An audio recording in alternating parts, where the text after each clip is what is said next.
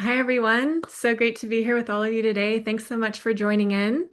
As Stephanie said, my name is Hannah Evans, and I'm going to be leading us through the first part of this presentation. So this is the third out of four site visit review talks we're going to give.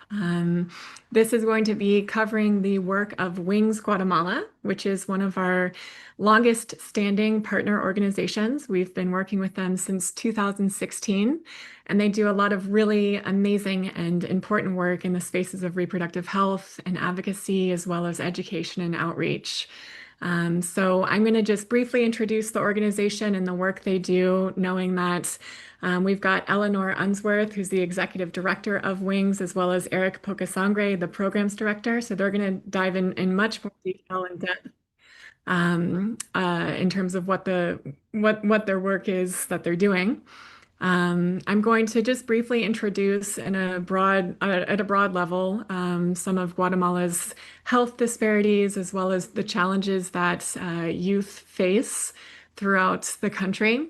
I'm going to then just talk a little bit about the site visit I conducted there this past spring. I spent 2 days with Wings, one at their headquarters and one at a youth empowerment meeting. So I'm going to just talk through my experience there and then kick it over to both Eleanor and Erik for, again, a deeper dive into their work.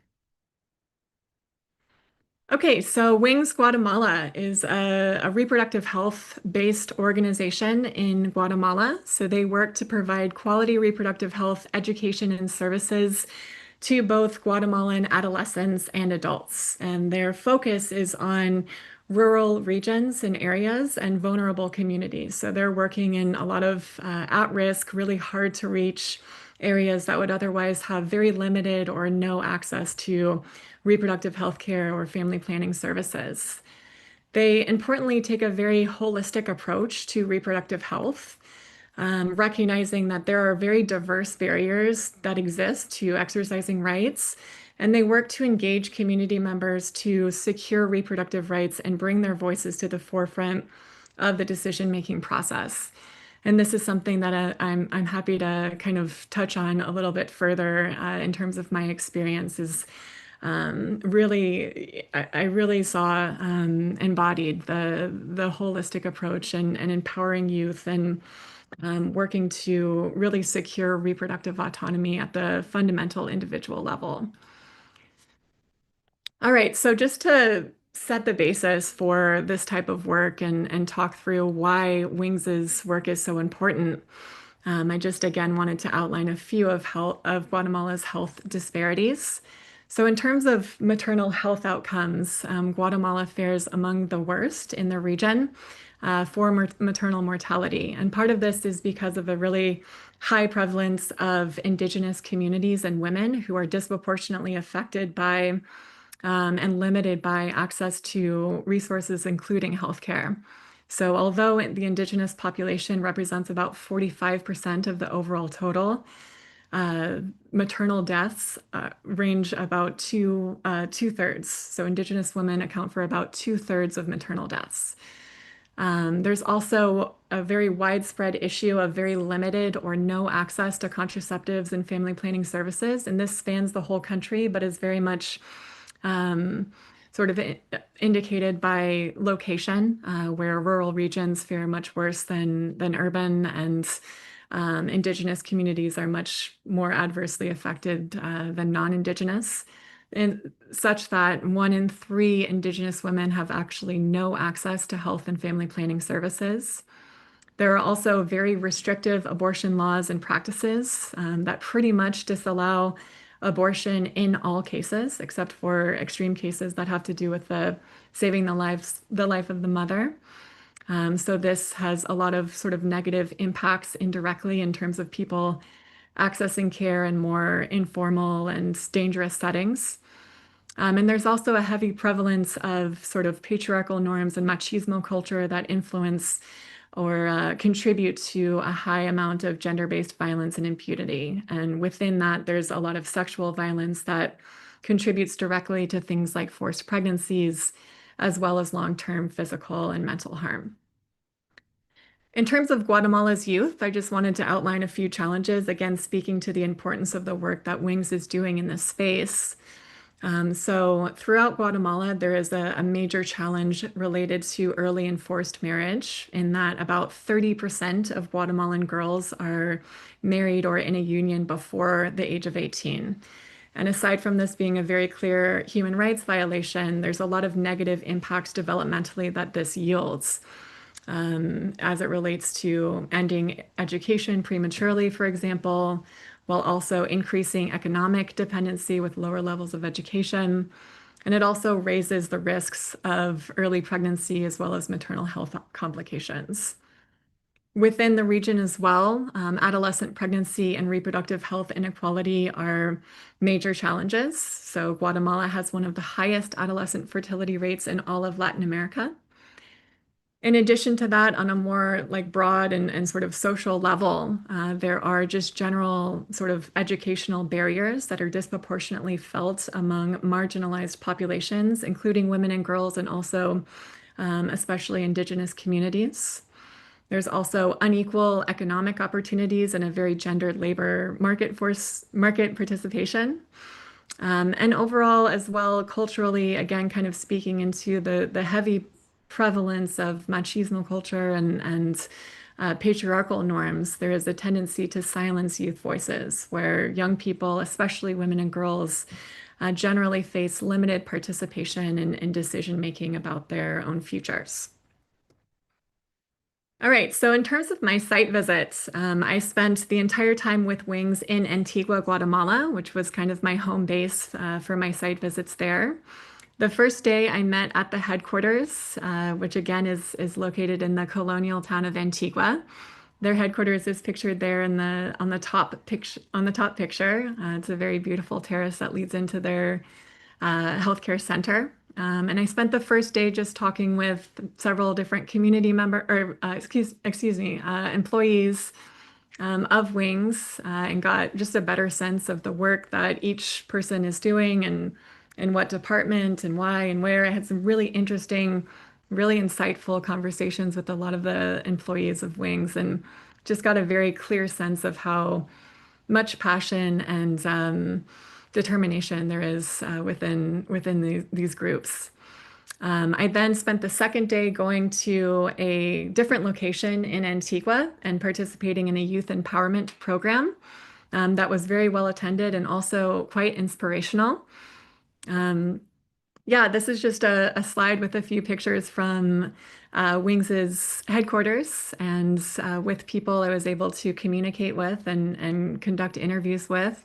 I spoke with a few more employees as well, but these are just a few here. And again, I was just very impressed and interested by not only the work that they're doing, but who they are as people and their kind of broader understandings of Guatemala and its history and its sort of present political climate and views for the future. A lot of these employees were incredibly knowledgeable about everything going on within Guatemalan politics, and also very interested in creating and forging a positive future for Guatemala and Latin America and beyond. Erik Pocasangre is one of the people who's on this call, and looking forward to hearing more about his perspective as well during his part of the presentation. But I wanted to include one of the quotes that I gathered from an interview from him, because we just had a very interesting and I think important conversation about not only what it means to provide education and healthcare and family planning and reproductive health to people, but to really work to, at the fundamental level, provide a more holistic way forward by actually working with youth and working with people to empower them to connect with themselves and understand what goals they have for the future, and the types of work they want to do, and the people they want to be growing up and in their lives. And from that place, be able to engage with reproductive autonomy and choose to utilize family planning services or not, but from a place of empowerment that looks at and really respects self-actualization. So this is a long quote, and I'll let you all read it kind of on your own. But I wanted to just outline the last sentence he said because I think it's really powerful. He says, for me, the work that Wings does is that it's giving the power back to the women and giving the power back to the communities. So at the end, whether they decide that they want to have a family planning method or not, just making sure that they can decide what happens to their bodies for themselves gives their power back. So again, not proselytizing or necessarily telling people what to do, but rather giving them the tools and the information, the education and the resources to be able to make that decision on their own. I thought that was really beautiful and powerful, and again, speaks very clearly to the holistic approach that Wings embodies. So these are a few pictures from the Youth Empowerment meeting, and this is, again, a meeting that I was so grateful to have attended. It was very well attended by probably at least 50 youth. And they were engaging in a days-long set of activities that included lectures from a guest speaker talking, in this case, about gender-based violence.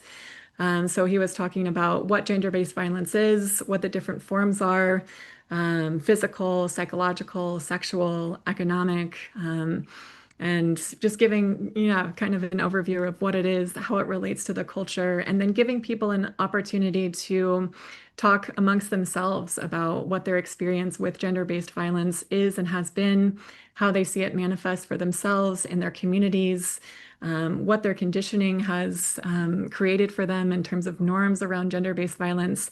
It was a really incredible, very deep, very inspirational kind of set of activities. And I think all of the youth were very open and engaged and vulnerable in their experiences and really working from a place of deep honesty and respect to try to understand what their culture, how their culture kind of influences a norm like gender-based violence and what they can do to confront it from a place of compassion. So this is something that I was, again, really grateful to have gotten to see and witness, and definitely a reminder in the face of so much,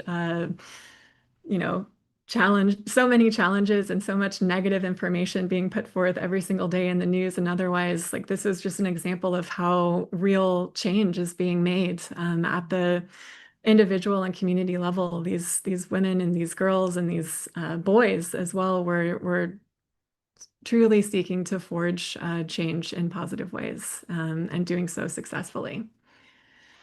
All right, so I just wanted to end it off with a few quotes. I was able to speak with a few of the youth members who participated in these programs and have been working with Wings for a few years.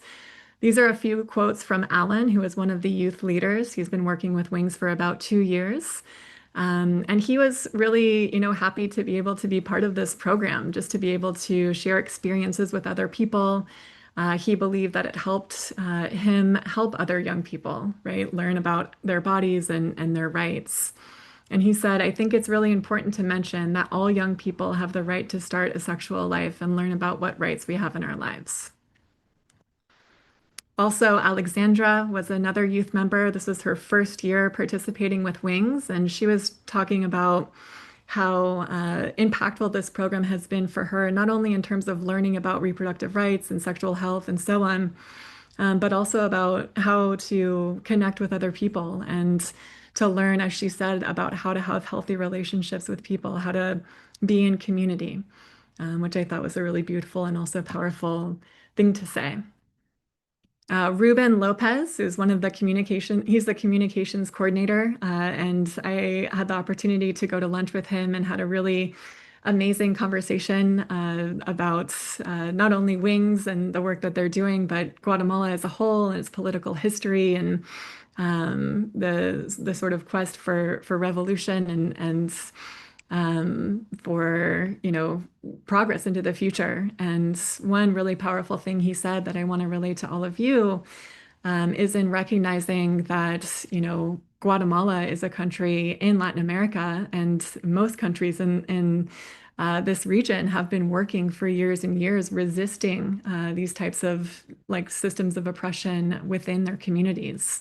And when I asked him what one thing would be that he would say to people in the United States if he had a platform to be able to say something, He said that this is something that people in the United States can really learn from us, is this sense of community and this collective work against an individualism. Because human rights abuses are not solved by individualistic solutions, but by collective action. And finally, I'll leave it off. I'm going to kick it over to you, Eleanor, but I wanted to end with another really beautiful quote from Erik. I think it's a perfect segue into the next part of this presentation. And he says, Guatemala is a beautiful country with a lot of complex situations, and we're doing our best to transform all of the social challenges. So if you can keep focusing on this country and helping us to deliver these services, you're helping us to make it so that the beauty of the country matches the opportunities of the people living here. And with that, I will turn it over to you, Eleanor. Thank you very much. Thank you so much, Hannah. And it's lovely to hear. I am completely enamored of our team, though perhaps biased. And so it's always lovely to hear the perspective of somebody who gets to come in and meet everyone, because I really do think we have a remarkable team and remarkable group of youth and volunteers. We'll tell you more about behind the work we're doing. I just want to confirm, maybe Hannah, can you give me a thumbs up that you see the presentation okay on my end? Great. Okay. So I'm going to try to run through quickly a little overview of who we are as an organization, complement some of the statistics that Hannah already shared to give you some context around the importance of the work that we do. Erik is going to dive a little deeper into what are some of the programs that we run and current successes that we're experiencing. And then I'll wrap up by telling us a little bit about where we're headed. And we're going to try to do all of that in a short chunk of time to make sure that we leave enough space here for some discussion with you all and some Q&A. So just a reminder that there is that space for you to be adding questions into the Q&A for us to get to later. Hannah already walked us through this, but here's, again, you can see our mission here. Some things I feel important to emphasize about this mission is the quality of the care that we're providing. We know that in order to provide reproductive rights services in a rights-based framework, we need to be providing the highest quality care possible. And we need to be doing that, again, within a rights-based counseling framework. And then this emphasis on who are we reaching, we're really trying to bring these services to the most vulnerable populations in the country. And through doing that, we envision a future where all Guatemalans thrive and are able to exercise their reproductive rights free from discrimination and inequities. And we're going to see in the next couple of slides why that question of free from discrimination and inequities is so particularly important in this country. So why the focus on Guatemala and why the focus on reproductive rights within Guatemala? As Hannah mentioned, the teen pregnancy rate in Guatemala is exceptionally high. Nationally, 1 in 5 adolescent girls is pregnant or parenting. And when we go to rural areas in the country, that goes up to 1 in 4. It has been true for decades. This statistic has not moved, that half of children in Guatemala are chronically malnourished.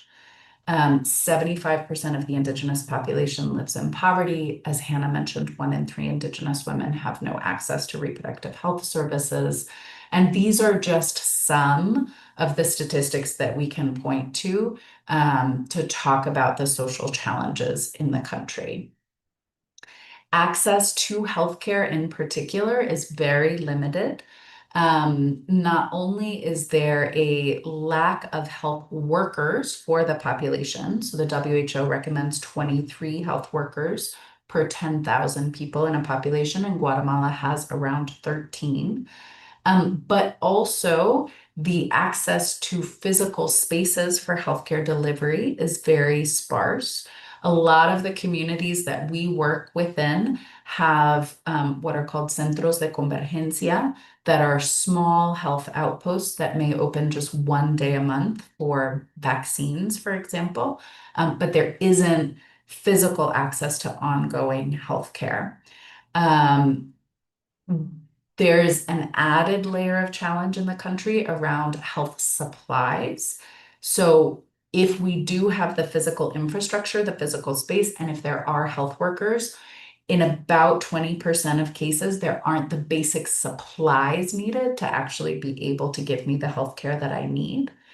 And when we look at this through the framework of family planning services, about half of women of reproductive age do not have access to family planning services when we kind of put together all of these different challenges around health access. So within Wings's work, Hannah's first slide mentions our slogan, which is "It all begins with reproductive rights."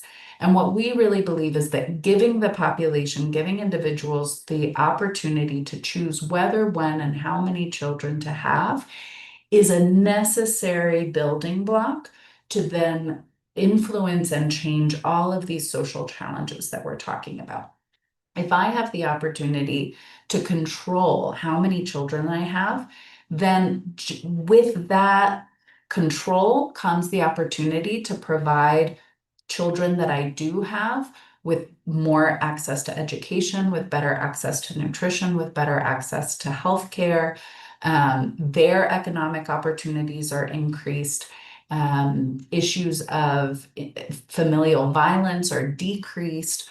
So we see this question of access to control over reproductive health as a specific issue that we can tackle that has a beautiful domino effect to then positively influence all of these other social challenges that are experienced across Guatemala. I'm going to hand it over to Erik, and he's going to briefly explain within this provision of quality reproductive health care. Thank you, Eleanor. Good afternoon. Good to see you all. It's really good to have this space and share with you. I wanna share with you how do we approach our services strategy. So we have clinic days and we have mobile units. Basically, all of our work is based in collaboration. So we have agreements with different partners around the country so we can deliver our services. We have one main headquarters located in Antigua, and we have a clinic there that opens every day in the year long, and we offer services permanently. But the other headquarters that we have around the country, we have other 5 headquarters, and we there just open some days a week and offer services there. Because our teams, they do work more in the communities and going out to the different regions in the country. So we do have an agreement at a national level with the Ministry of Health that allow us to coordinate the services with most of the facilities that the Ministry of Health has in the national level, from small little public health centers to national hospitals. Beside the public partners, we also collaborate with private partners. We can say private clinics, private hospitals, also other NGOs, even some enterprises that they can open up their facilities so we can go there and provide the services. And even in some houses of the people that's living in the community, and they open up their doors so we can set with our team the clinics there, and we can provide the services. So in a human right-based perspective, we try to move away all the barriers. And if we just open clinics and we expect people to come, we are raising the barriers of economic transportation, timing, for example. So by having our mobile units and deliver clinics at the communities and just go every single day to little towns and have a really long list of partners, it's the thing that allows us to to be more assertive when we try to reach communities in more vulnerability situations. What we do offer in our clinic days are contraceptive methods. We can say we have the surgeries, tubal ligations, and vasectomy, and we have the LARC, the long-acting reversible contraceptive methods. We do offer the surgeries aside because all of the quality that we need to ensure for those clinic days, we need to have more specific spaces to deliver the surgeries. But the LARC methods we can deliver in more flexible spaces. When we deliver surgeries, if we talk about tubal ligations, the procedure is more complex. So for those, we are working mostly in hospitals or the maternity spaces of the Ministry of Health. But with vasectomy, we have a little bit more flexibility. We can also do that in our headquarters, for example, or in other institutions that are not mainly hospitals, but we can accommodate a clinic there for vasectomies. And in all of our clinic days, we offer the cervical cancer prevention by the BIA, which is the visual inspection with acid aseptic. We offer that, and we offer the thermal ablation services for the cervical cancer screening and the treatment. The BIA is a visual inspection of the cervix. We apply diluted vinegar to detect abnormalities. If we detect some abnormalities and we also see that we can do an immediate treatment, then we offer the thermal ablation, which is a procedure that using heat, we remove the abnormal cells that we found in the cervix. If we, in the visual inspection, we find out that it's more complex than that, then we refer to national hospitals so they can make a colposcopy and give the following steps that the patient needs to do in order to take care of her health. This is a service that we also always say it's saving lives because we don't treat health in a prevention way. We always kind of expect to feel the symptoms to go to the doctor. So when we do this and offer to all the patients that come to our services, we are anticipating major risks of cancer in the population. And the other network that we have is the volunteer promoter network. So in our clinic days, we don't actually offer the short-term methods in a larger scale. We do have these volunteers that they work in their communities. They're basically people that lives in the community, that they have some sort of leadership in between the population of the community. We deliver them training and supervision, and also we deliver them the short-term method, which is vaccines and pills, condoms, and emergency contraceptive method.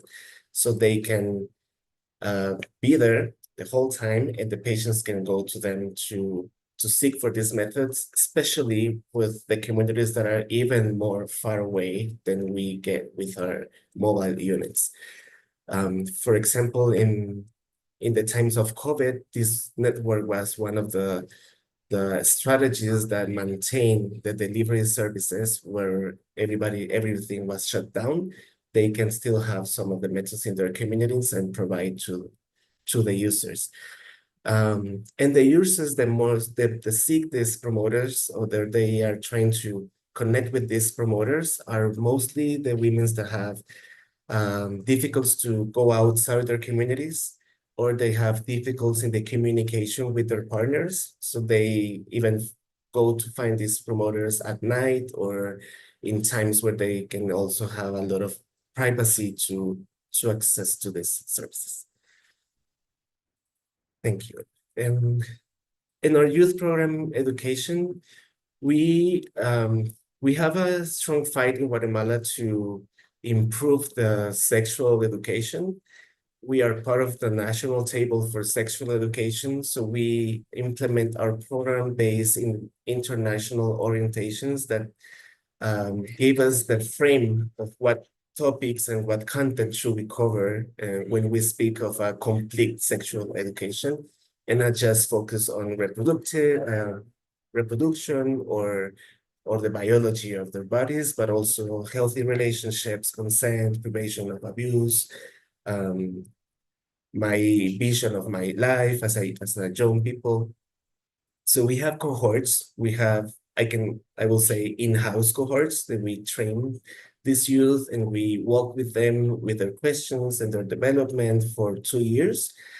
And in the meantime of these 2 years, these cohorts of youth, mostly around 15 adolescents per cohort, they go outside and they deliver the topics that they are learning with us. They go and deliver to other peers at schools, at fairs, and stands, for example, in an activity, and also one-on-one with other peers. They can be friends in the school, they can be family, cousins, or little brothers. So they're becoming agents of change. They are becoming youth leaders that are speaking about sexual rights, but they are taking more informed decisions about their lives and creating a more solid vision for the future. I can say this program has been creating a lot of opportunities for youth, and it's really nice when you hear them speak about the program, the confidence that they have now to fight for their rights, but from a safety perspective, and also improving conversations in their houses with their parents and the rest of their family, because we also give them tools to open up this conversation in their houses.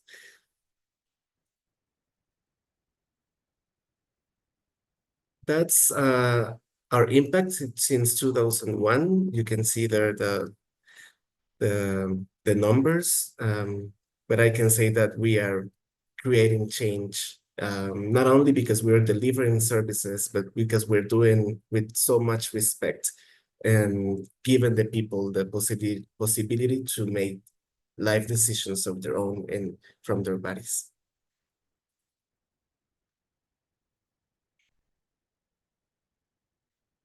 We're going to talk about some of our successes.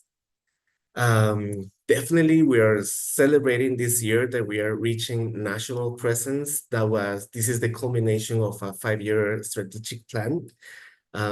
We've been moving forward to cover the national level little by little. We have a good strategy that we hire a field researcher. So every time we are planning to open a new department or a new region in Guatemala, previous to that, we realize a full investigation just to open those places with more information, but also starting to make some report and finding allies in the different regions. So when we go there, we can easily present the services that we provide and make the first coordinations. This year we reached Petén. We have a headquarters over there as well. Petén is the most big department in Guatemala, the most far away in a way. And surprisingly, really good organized. And we are really happy to be there and to start having a lot of success with the coordinations in Petén.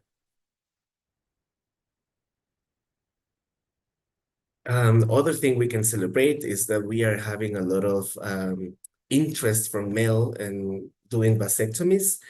You can see there that for January to August of this year, we have been delivered 921 vasectomies. It's actually more than we have projected or that we have envisioned for this year. So I think it talks about how men are getting more open to this procedure for themselves, and they're getting more involved in the conversations on family planning. This year, we have had some community forums as well, talking with men about these services. It's really interesting that they are asking a lot of questions, kind of open up the window for the sexual health of males. So I think it's really a good success that they are more involved and by numbers, we can say there are more men doing vasectomies, and also thinking this not only from themselves, but also for the wellness of their partners. And still we have the challenge when we talk about the services for the women, like the Lark's method, for example. We can still have the challenge so that all the men can also um,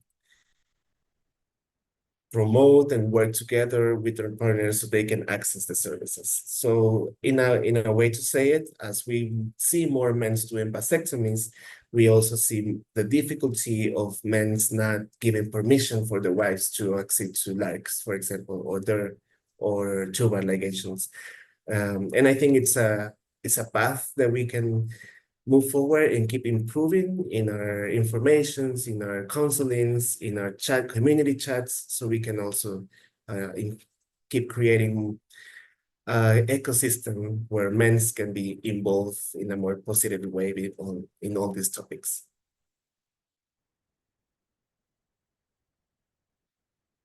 And another thing that it's speaking of our improvements and quality is that we are now the first service provider in the country that have hormonal IUDs. We have a enormous donation this year, so we can start delivering and offering the hormonal IUDs. We just started this year, and there's already people that's been making the decision to use an hormonal IUDs. There is really few options to get this kind of method in Guatemala, so we are really happy to be part of the organizations that are open the doors for these new methods in the country. Thank you, Erik. And I'm gonna have the task of telling you about what we're not celebrating at the moment. So Erik just talked to you about some of the great successes that we're having this year and celebrating this year. I wanted to briefly let you know what are some of the challenges that we're facing.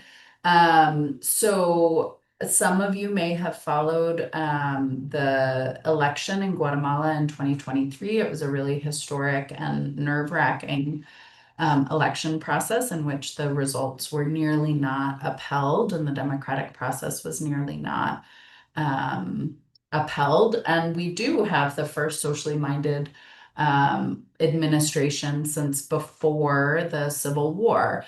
However, because that administration is under a lot of attack from the extreme right, corrupt, anti-rights actors that are still within the government, it means that our work is more is being more closely watched and in some instances under attack than it had been for many years prior. So many years prior, we kind of went under the radar for the government. It was great that we were essentially doing some work for them. And that is shifting at the moment. So one of the concrete examples of that is that the Ministry of Education has effectively banned comprehensive sex ed in schools this year, and that is causing us to reevaluate and readjust how our youth peer education program works. And then another challenge that is not unique to us or to Guatemala this year is funding challenges. Given the global shifts in international aid, in the philanthropy landscape, funding for sexual and reproductive health, it means that grant funding in particular has become much more competitive. What funding does still exist, and individual donations are becoming ever more important to sustain this work. We did not lose government funding. We don't receive government funding from the US or Guatemala. We did not lose funding, but every other funding source has become much more competitive, meaning our access to foundation funds has become much more difficult. And again, individual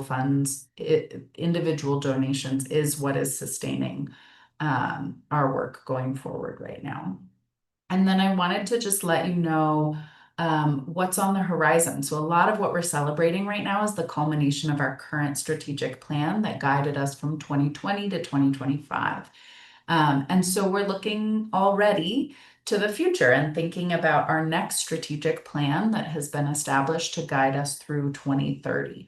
And a lot of this plan is about consolidating and rounding out the growth that we've achieved and really making sure that the foundations are in place institutionally to sustain that growth into the future.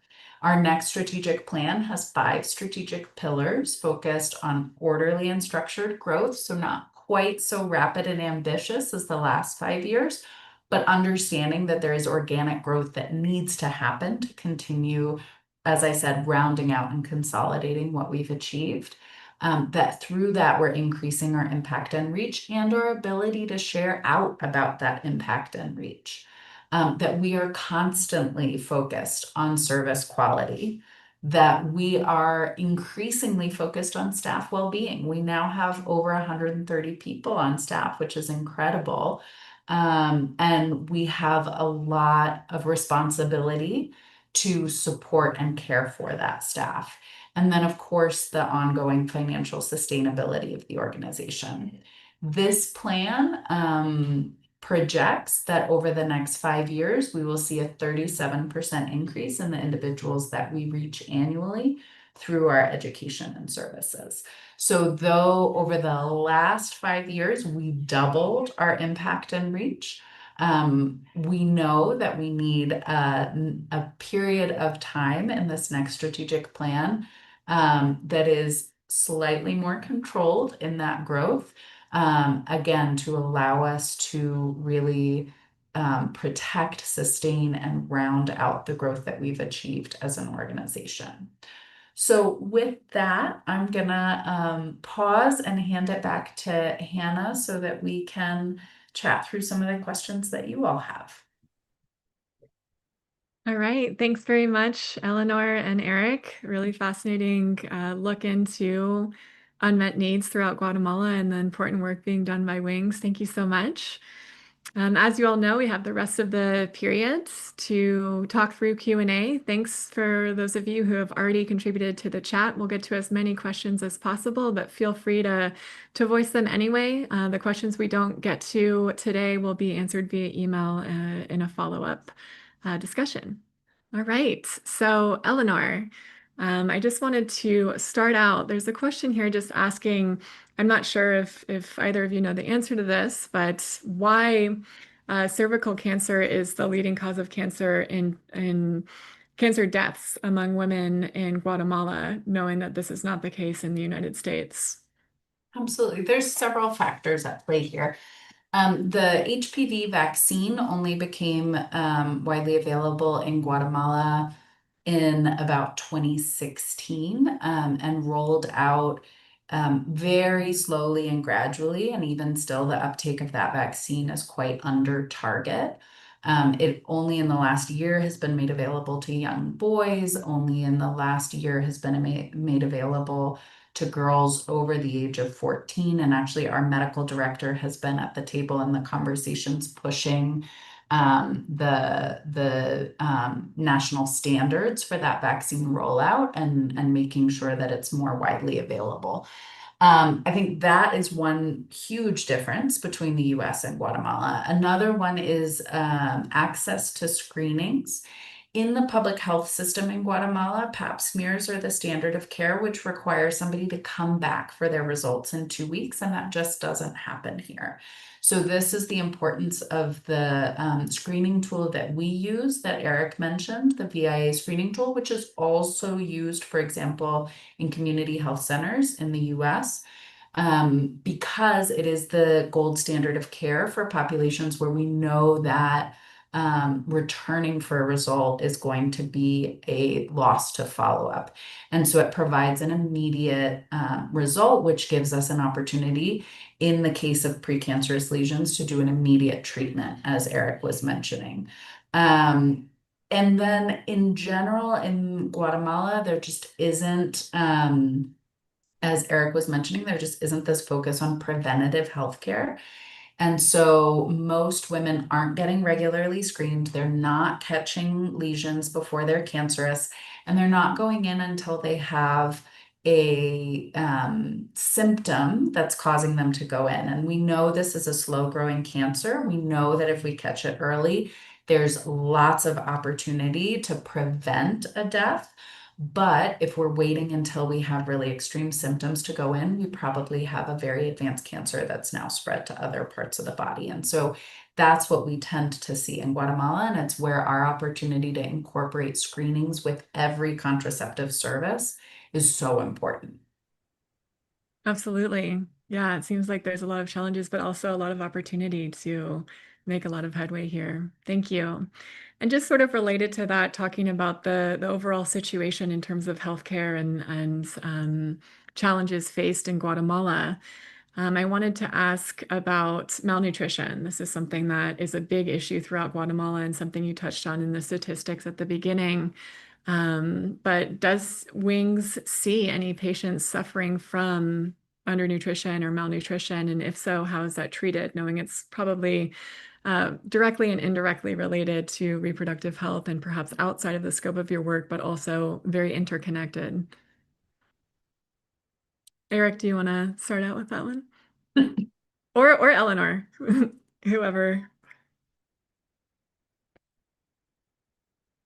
We'll do Erik.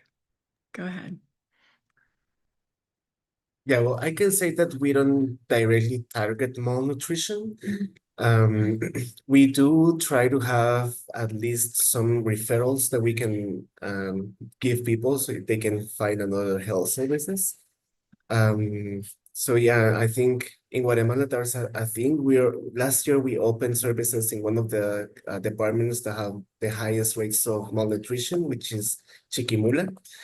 And what we do is that in our community talks, we try to make more like emphasize of the economics assets of family planning and how approaching family planning can also help you to deliver better life wellness to your kids.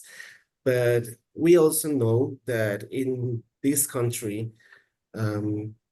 it's not that people have lots of kids, the issue. It's because the system, the corruption is too high that even when people can access to do family planning, I'm not sure if the conditions are also in the best position so they can have education and they can have healthy food because the corruption is really strong. So we also we take care of that message because there is like an in the imaginary of the people, it's like people lives in poverty because they just take bad decisions. And sometimes it's not just about that. Sometimes even if you are trying to make good decisions, the system is built so you cannot move forward in some of the areas. That's what I can say.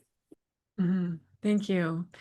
And just to follow up to that, again, in the beginning of your presentation, you were talking about the challenges that Guatemala faces. And despite, well, in addition to a lot of the health issues that are very direct and obvious, there's also a lack of, as you said, medical professionals who are able to address these issues.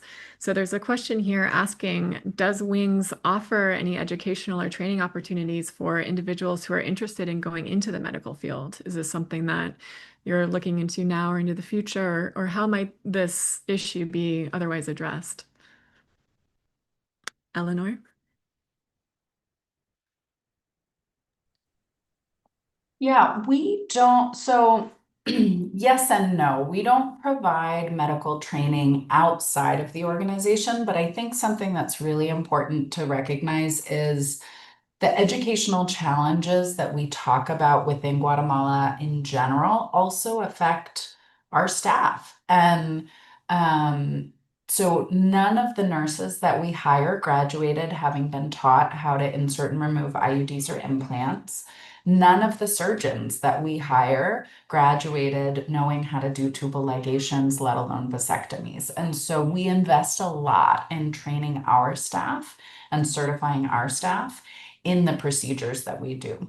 For a nurse, that looks like about 3 months of intensive training to certify her in insertions and removals of IUDs and implants, as well as the other procedures that we do, like cervical cancer screenings and short-acting contraceptive methods.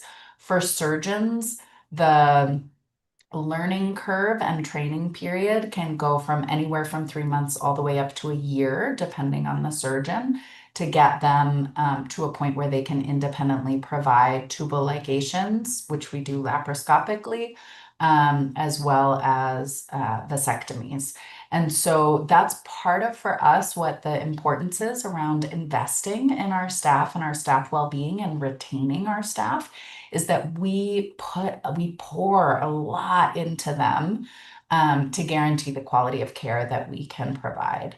And a piece of that is this medical training, and a piece of that is also, for a lot of our staff, they may have their first email account ever with us.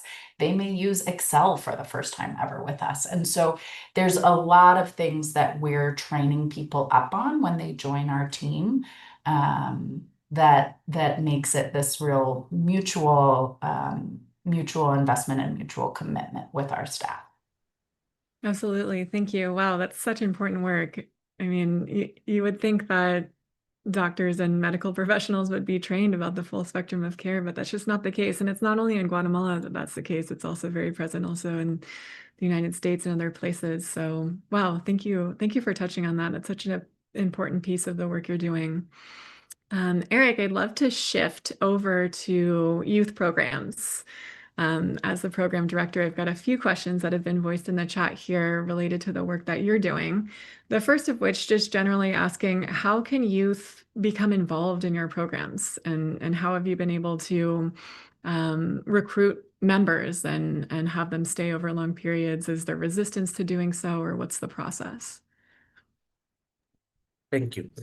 Every year around November and December, we open the inscriptions so new youth leaders can come to the program. Since we go to different schools during the year, we are in those activities, we are promoting the program and the friendly space that we have in the headquarters in Antigua.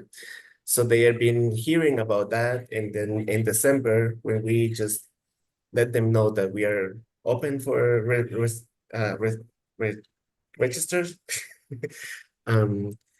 There are some of them that they are just waiting for the time to come in, and then we also have the strategy to approach different spaces and try to get participants involved.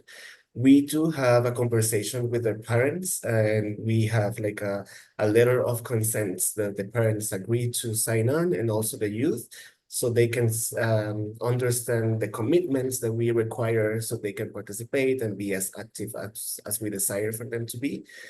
And we are also having a lot of strategies by Facebook and TikTok promoting the program, but also promoting the friendly space, the youth-friendly space. I think that's like a good connection point, because when they come to the friendly space, they receive all the counseling and the services we provide, and they start to build the confidence with Analyst. Absolutely. Thank you so much.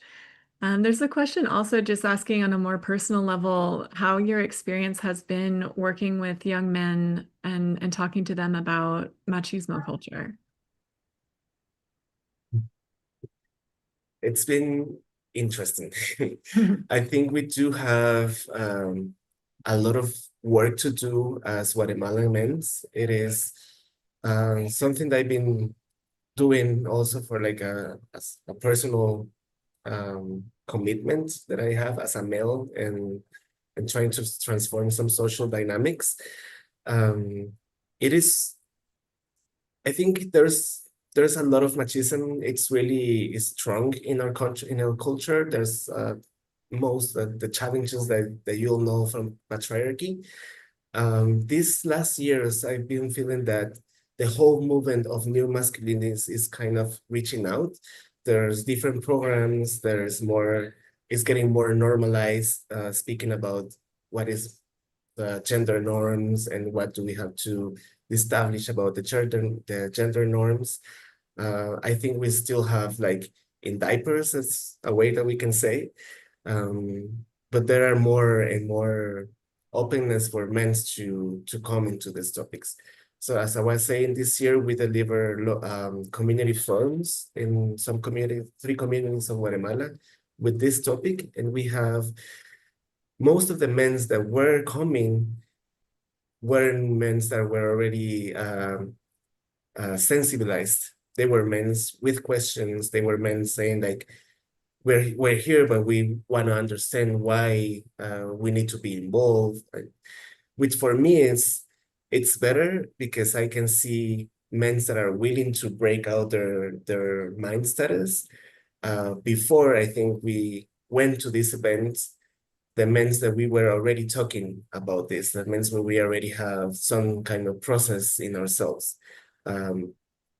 Like just delivering information for people that already has it. But now I can see there's more men interested with no information, just approaching for it. And I think I think that we need to take care is that when we work with men, we need to address them in specific ways because we are close to the topics. We can feel like we are being judged with reason or not.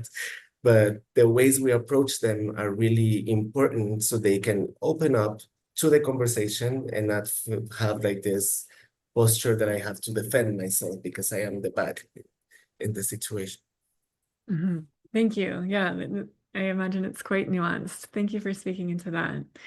We're right at the hour, so we will go ahead and close it here. Thank you both so much for such an engaging and interesting presentation. It's always so great to get to see both of you and to learn more about the work that Wings is doing. And thanks everybody who attended today.